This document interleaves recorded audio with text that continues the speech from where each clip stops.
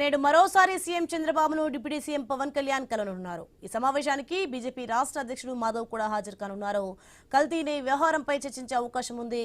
నిన్న 2.5 గంటల పాటు చంద్రబాబు పవన్ సమావేశం సాగింది. కూటమి సమన్వయం, రాజ్యసభ అభ్యర్థుల ఎంపిక, తిరుమల లడ్డూ వ్యవహారంపై చర్చించారు.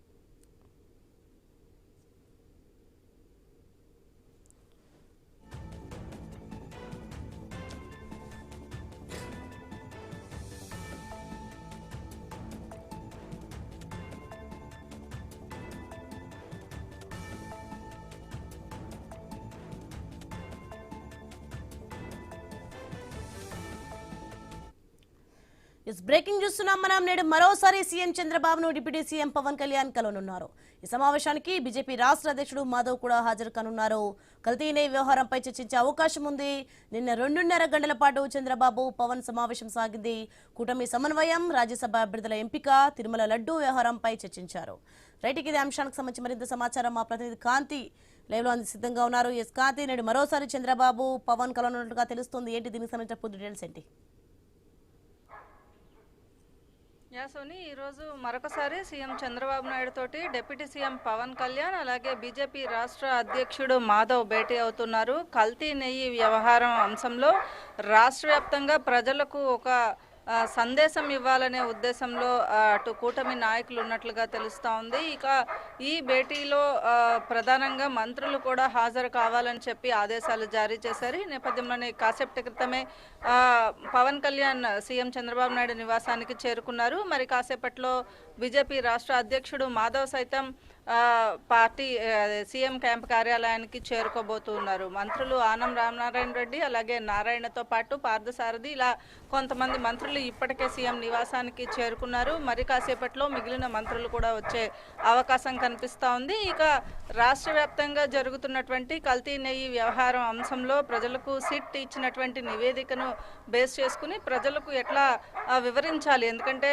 తిరుమల లడ్డు వ్యవహారం అనేది భక్తుల మనోభావాలకి సంబంధించినటువంటి అంశం కాబట్టి దీనిపైన ఒక క్లారిటీ ఇవ్వాలని కూటమి నాయకులు భావిస్తున్నారు. దీంతో పాటుగా ముఖ్యంగా రాజ్యసభకు సంబంధించినటువంటి అంశం పైన కూడా 4 రాజ్యసభ స్థానాలు ఖాళీ అవుతున్న నేపథ్యంలో ఈ 4 స్థానాలని భర్తీ చేయడానికి ఎవరెవరికి ఆ ప్లేస్ని ఇవ్వాలి అనే అంశంలో కూడా చర్చ జరిగే అవకాశం కనిపిస్తూ ఉంది. ఇక టీడీపీ నుంచి ఎంపీ ప్రస్తుతం రాజ్యసభ సభ్యునిగా ఉన్నటువంటి సానా సతీష్కి తిరిగి అవకాశం కల్పించే అవకాశం ఉంది. ఇక దీంతో పాటుగా కిలారు రాజేష్కి కూడా టీడీపీలో ముఖ్యంగా మొదటి నుంచి ఉన్నటువంటి వ్యక్తి, అలాగే కిలారు రాజేష్తో పాటు కిలారు రాజేష్కి కూడా అవకాశం కల్పించే అవకాశం ఉంది. ఇక దీంతో పాటు జనసేన నుంచి లింగంనేని రమేష్కు ఇస్తారనే ప్రచారం జరుగుతోంది. కాసేపటి క్రితం పవన్ కళ్యాణ్ని మంగళగిరిలోని పార్టీ క్యాంపు కార్యాలయంలో లింగంనేని రమేష్తో పవన్ కళ్యాణ్ భేటీ కూడా కొనసాగిన నేపథ్యం. అక్కడి నుంచి నేరుగా పవన్ కళ్యాణ్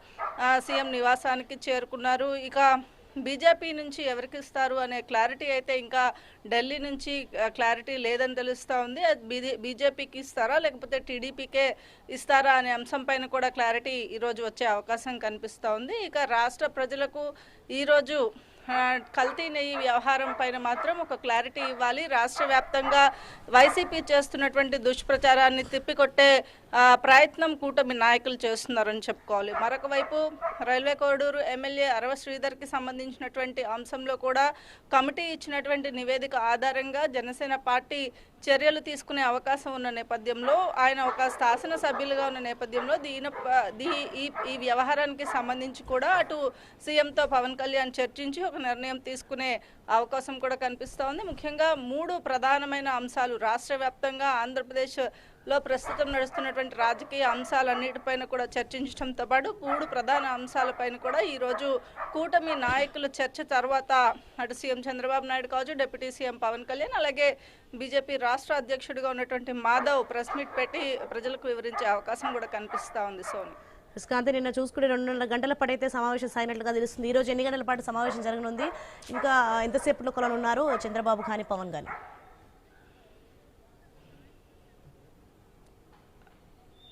నిన్న 2.5 గంటల పాటు సీఎం చంద్రబాబు నాయుడు పవన్ కళ్యాణ్ మధ్య భేటీ కొనసాగింది. చాలా అంశాలు అంటే లడ్డూకి సంబంధించినటువంటి అంశంతో పాటు ప్రస్తుతం రాష్ట్రంలో జరుగుతున్నటువంటి వైసీపీ నిన్న అంబటి రాంబాబు నివాసానికి జగన్మోహన్ రెడ్డి వెళ్ళిన అంశము, అలాగే అంబటి రాంబాబు ఇష్యూలో కావచ్చు, అలాగే జోగి రమేష్ చేసినటువంటి వ్యాఖ్యలపైన కూడా అటు టీడీపీ కార్యకర్తలు, అలాగే గుంటూరులో జరిగినటువంటి విషయంలో, అలాగే ఇటు జోగి రమేష్కి సంబంధించినటువంటి అంశంలో కూడా చర్చకు వచ్చినట్లుగా తెలుస్తోంది. దీంతో పాటు ఏదైతే ప్రస్తుతం వైసీపీ చేస్తున్నటువంటి అరాచకాలను తిప్పికొట్టే ప్రయత్నం చేయాలని పదే పదే అటు సీఎం చంద్రబాబుతో పాటు డిప్యూటీ సీఎం పవన్ కళ్యాణ్ సైతం జన సైనికులకు చెప్తున్నప్పటికీ కూడా ఎవరు కూడా స్పందించకపోవడం అనేది సీరియస్గా అంశంగా ఉంది. ఈ నేపథ్యంలోనే ఈరోజు మంత్రులను కూడా రావాలని ఆదేశాలు జారీ చేసిన దాని ఉద్దేశం అదే అని అనుకుంటున్నారు. వారికి కూడా ఒక క్లియర్ ఇన్స్ట్రక్షన్స్, ఏదైనా అంశం వచ్చినప్పుడు ఎలా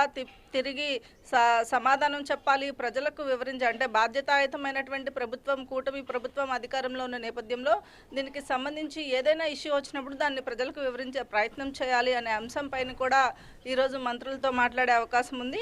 దాదాపుగా 12:30 నుంచి 1 గంట వరకు ఈ షెడ్యూల్ అయితే భేటీ కొనసాగే అవకాశం అయితే కనిపిస్తూ ఉంది. Soni, right, thanks for the information Kanthi.